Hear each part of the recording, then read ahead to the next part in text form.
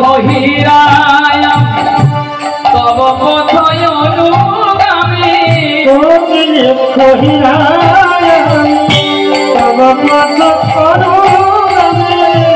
এসেছি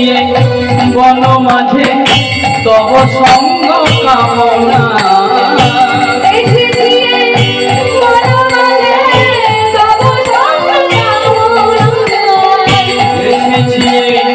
বন মাঝে তব সঙ্গ কামনা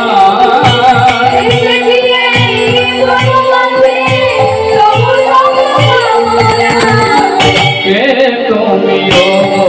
বালা রূপের ভরিয়া ডালা বনভূমি গড়িয়ালা তারে আসি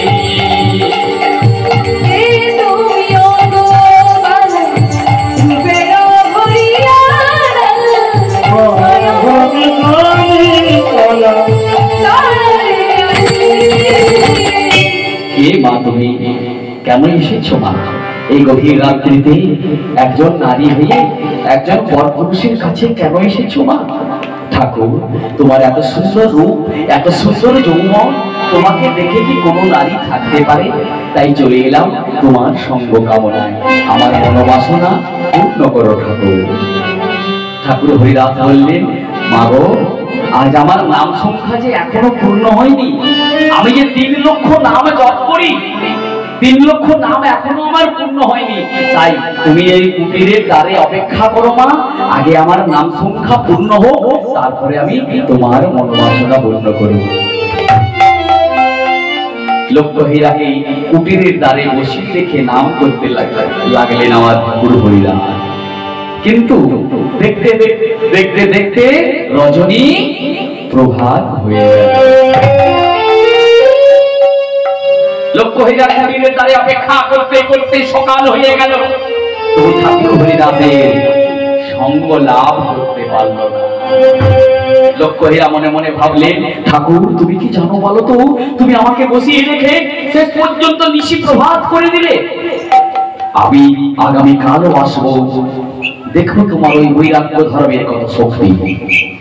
আজকে আমি ফিরে গেলাম কিন্তু কালকে আবার আসবো কালকে যখন আবার রূপের বসনা সাজিয়ে লক্ষ্মীরা এলো দ্বিতীয় দিনের রাতে তখন ঠাকুর হরিদাস তার ভজন আনন্দে মগ্ন হয়ে আছে কেমন ভাবে এসো শ্যামল সুন্দর নবঘন সে মা যশোদার নয়ন মনি নয়নাভিরা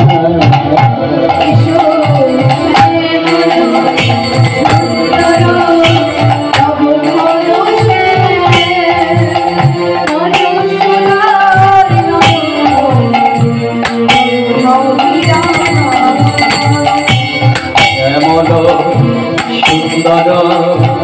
নবঘন সে মা যশোদার নয়ন নয়নাভিরা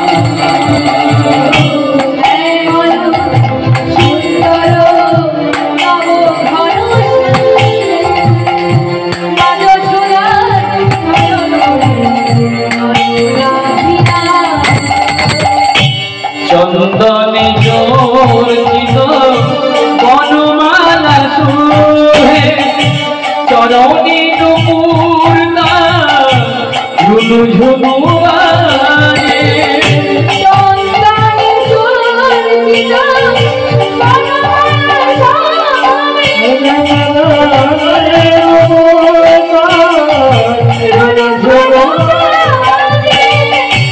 চন্দনে জোরচিত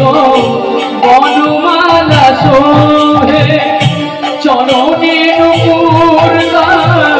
ঝুনু ঝুনু বাজে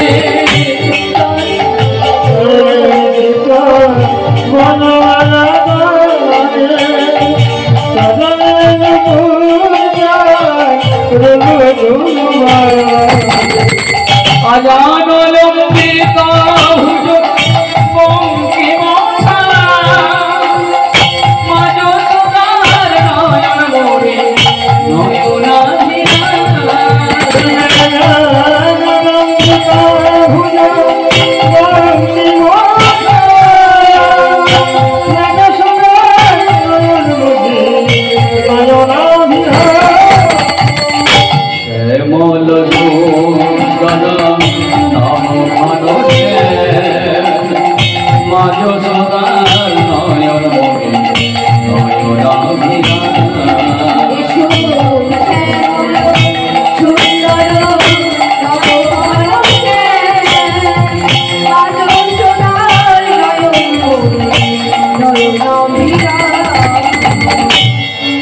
মা,